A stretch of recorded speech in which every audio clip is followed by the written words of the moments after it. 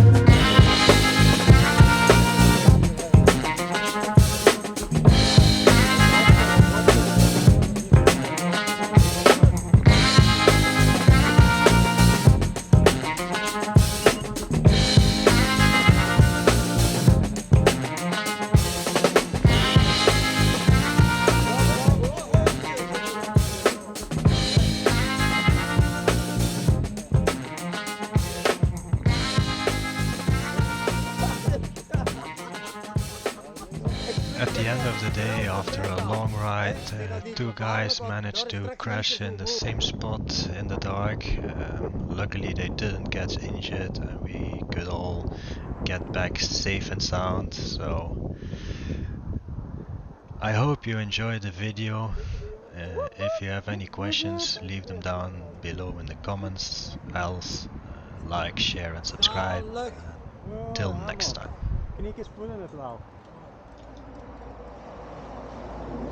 Ah, ja, nee, nee, nee,